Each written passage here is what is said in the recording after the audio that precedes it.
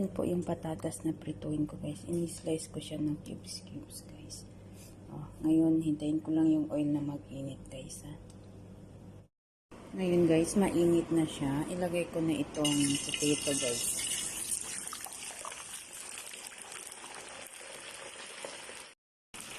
Hintayin lang po natin guys sana mag-brown siya. Mag-brown siya tapos okay na po yan. Ayan na po guys, yung potato guys, naluto na po. Pag ganyan na po yung kulay niya, brown na po, okay na po yan. Tin oil guys, yung kawali din. Sinunod ko naman luprituhin yung yung meatballs guys. Yan yung meatballs. O tawag dito guys is moton kofta. Ayan po. Hintayin ko lang. Ayan na po guys yung meatballs guys. Naluto na po siya.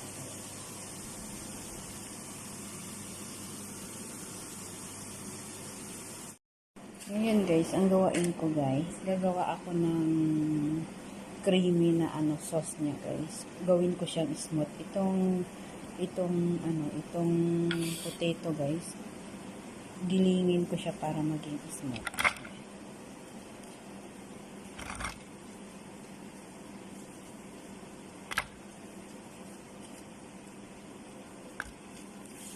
Pagkatapos guys, lagyan ko siya ng isang yogurt.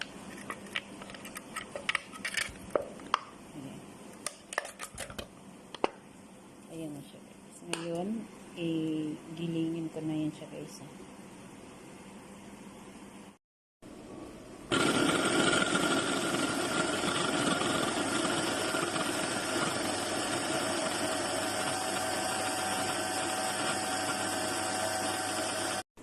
Ayan na po guys. Ayan, naging na siya. Naging pino na siya guys. Ayan. Ganyan lang po. Guys, kuha tayo ng kawali guys. Tapos maglagay tayo ng konting oil. Ayan. Hintayin po natin na mag-init guys ha. Tapos guys, isunod natin yung bawang at saka luya.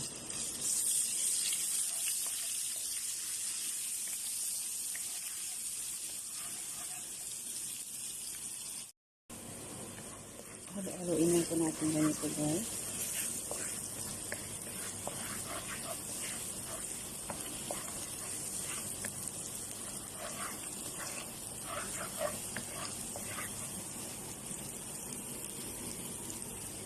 Tapos isunod natin yung laurel, cardamom at saka black pepper round.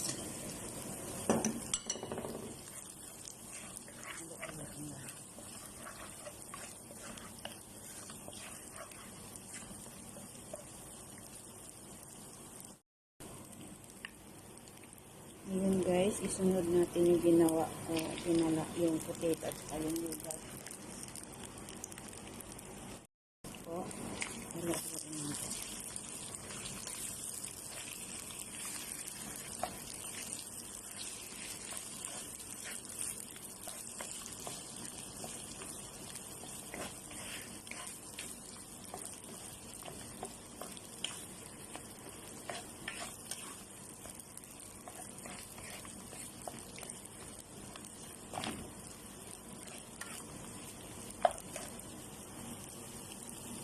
Tapos guys, lagyan ng konting tubig.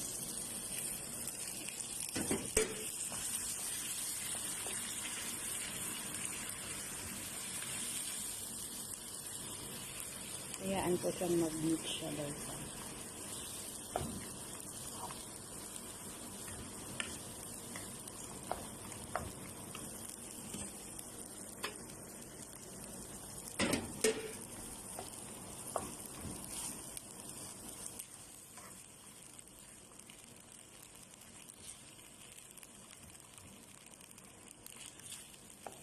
Halo-haloin lang po guys hanggang sa mag-mix siya ha. Kung na-mix na siya guys, lagyan ng konting tomato paste guys. Tapos i-mix ko siya ganito.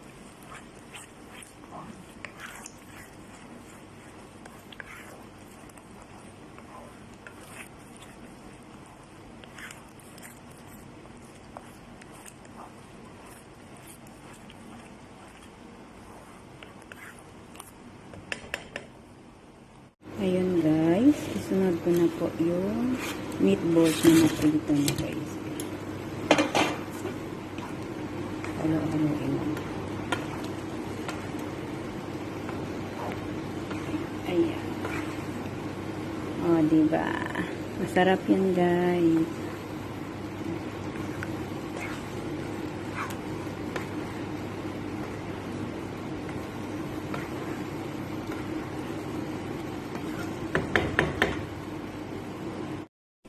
Guys, ito na rin. Kailangan matunaw yan siya guys sa bago ihalo.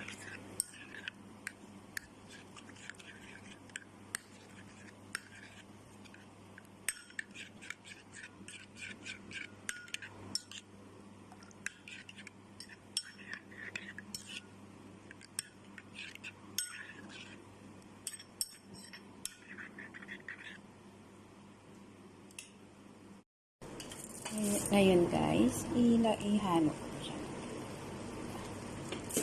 Tapos halo-haloin lang po ng ganyan guys.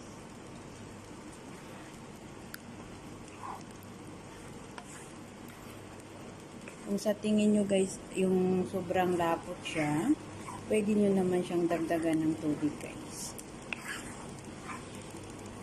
Kasi sobrang lapot siya, ngayon dagdagan ko siya konting tubig.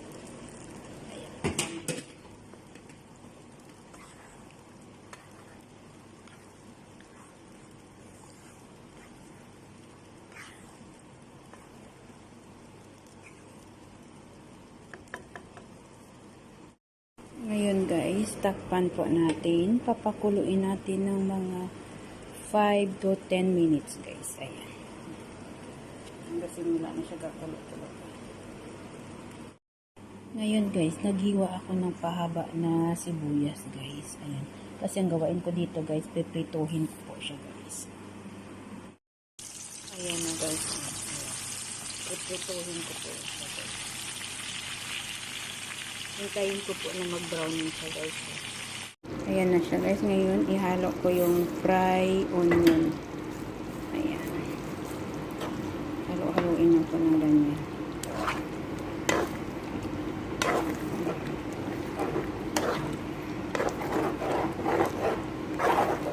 Pag nahalo na siya guys, saka mo patayin yung apoy guys kasi naluto na yun siya.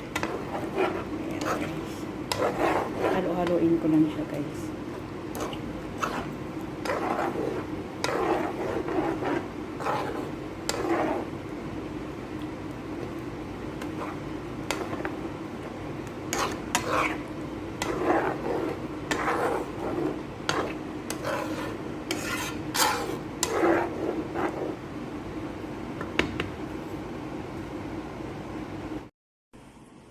Ayan na siya guys. O, hinalo ko na yung sibuyas guys. Ayan.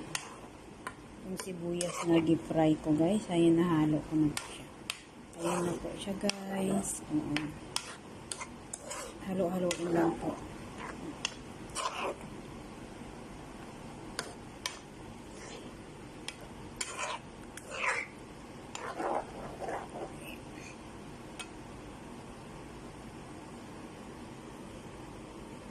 Pagkatapos guys, lutuin lang siya sa maliit na apoy. Siguro anuhin mo lang siya ng mga 5 minutes.